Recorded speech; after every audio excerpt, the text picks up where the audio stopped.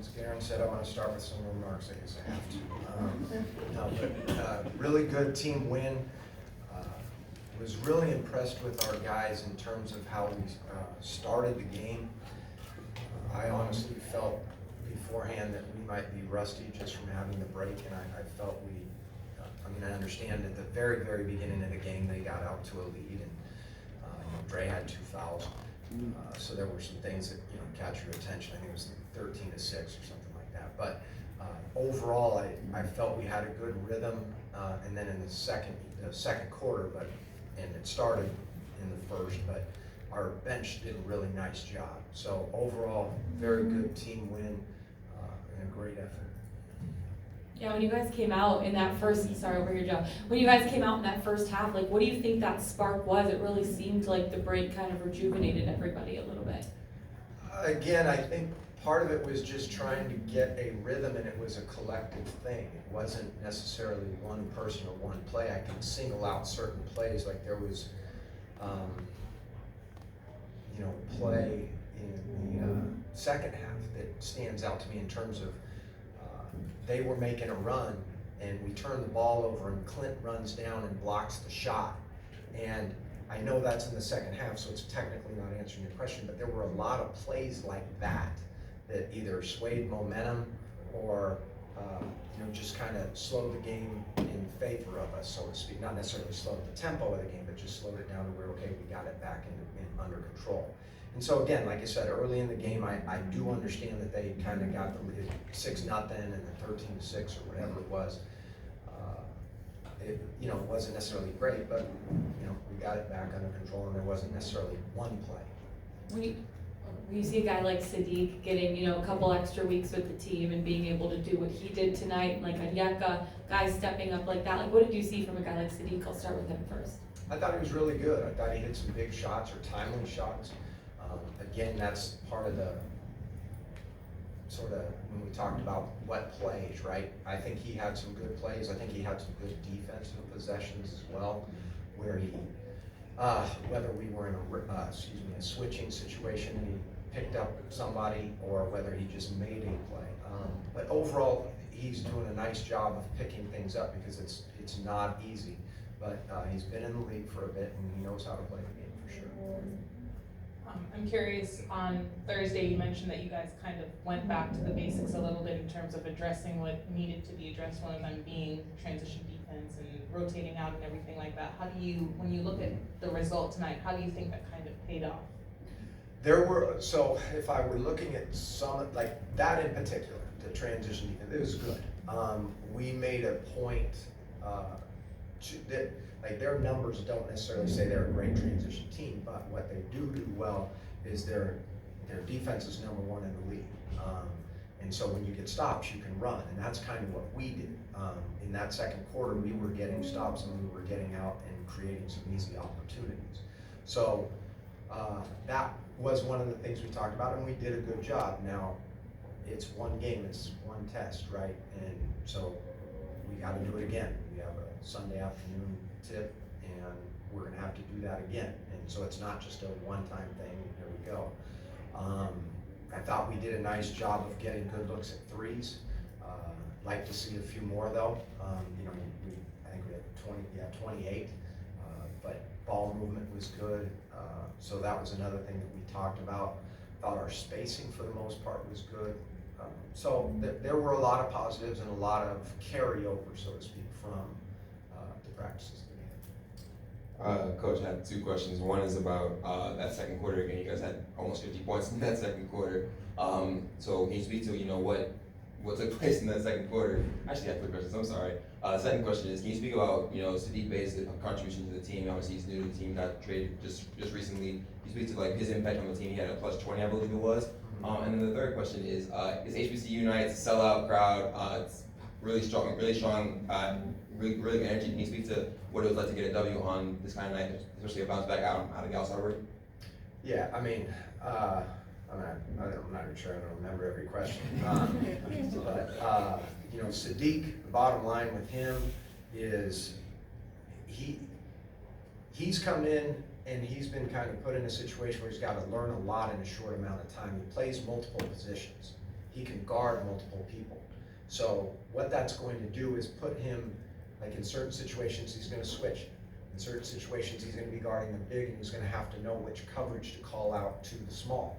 In other situations, he could be involved with O or Clint, and in that case, he's going to have, potentially we could switch, but then he might be forcing the ball handler to do something.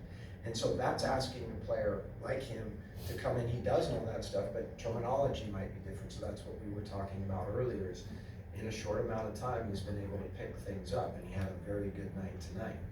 Your third question about being HBCU and the crowd and the energy, Atlanta is an amazing city, and the fans here get behind their team. We had an event last night, which is another thing I give our players credit to. They were here last night taking pictures and talking to fans, and all the coaches were here and walking through the arena and talking to people and taking pictures. And the people, embrace their teams here, and they love the Hawks. And our guys tonight gave them a great effort. Like I said, this is the #1 defensive team by rating, and we put up a good number. And that gets back to the ball movement, the sharing it, the stops, like you talk about this 50-point quarter. Look at that, I don't remember all 3 questions. The 50-point quarter, that was because we got stops, and we ran, and we moved the ball, we shared the ball, and there's a lot of things on here that don't even necessarily, like, it says we had 14 turnovers. I didn't think we had, like, they weren't things that stood out like, okay, that's a problem. Like Aaron Holiday, one of the things that happened, Aaron Holiday had a turnover late in the game. And, we turned it over, we didn't like it. We just got it, okay, how does he get connected with the guy that he was trying to throw the ball to, right? Because they haven't been out on the floor for, well, Lord knows how, it's late in the game. So there's just a lot of things that even on the stat sheet that don't show up that we just did that were really positive. And the 49 points were those things. That's what the scoreboard reflected, all the good things that we did. Thanks, Coach. Sure. Does anybody have 4 questions? Bogdan Bogdanovic looked kind of bouncy coming out of the break. There were a lot of occasions where he is helping in the middle of the floor and getting back to contest a shot.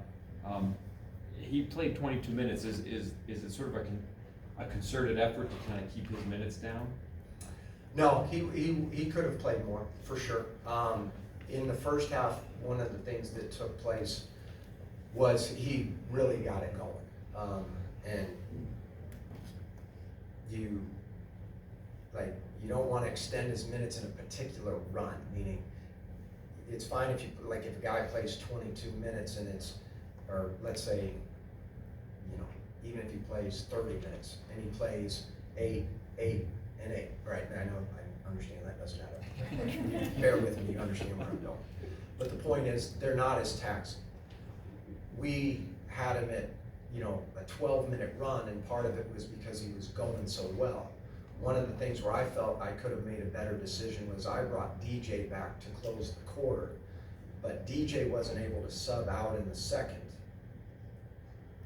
And Trey, so he went longer than I wanted, and then he came back quicker. So at halftime, he's played 18 minutes. Maybe I should have brought Bogey back at that time. But again, to answer your question, there was not necessarily a concerted effort to keep him at 22, but we do have to keep an eye on everybody's minutes and making sure they're as fresh as possible as we go into the stretch. Coach Jonathan from Real Talk Sports right over here. A quick question for you. How impressed were you with the team? Talk about energy and off-sheet stuff. It seemed like there was a lot of effort placed tonight, diving. How important is that for you going forward to keep that energy up with the team? That's the game.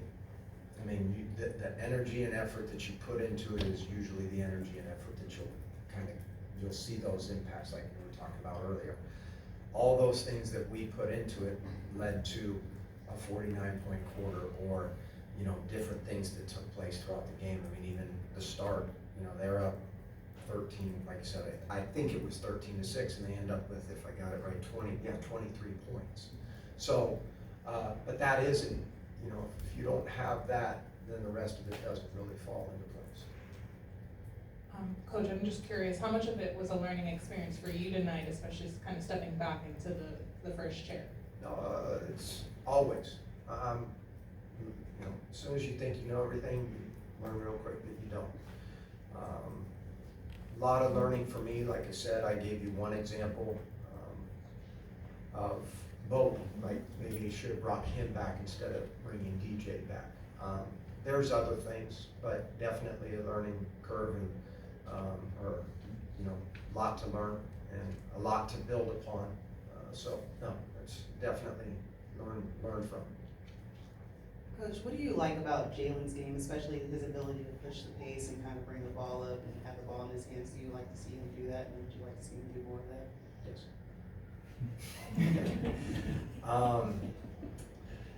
Yes, I do want to see that. I think one of the things that's difficult is if you know, you always have to think about who he's out there with and how he can operate in that way. So if he's out there with Trey and DeJounte, well, they can handle and bring it up the floor too, right? So maybe there's less opportunities.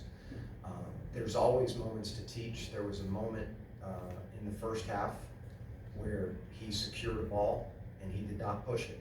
And I immediately told him, bring the ball up the floor. And, you know, there was another point where another thing happened and I told him, no, you need to do this. You need to, you know, I don't want to go into the details of it, but there's a lot of things that he has to learn. And so on a night like this, everybody feels good and this and that about how things went, but he, just like me, he still has a long way to go, but like his ball handling, that's something that he can do.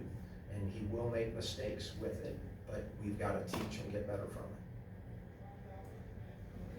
it. Any final questions? Thanks, Joe.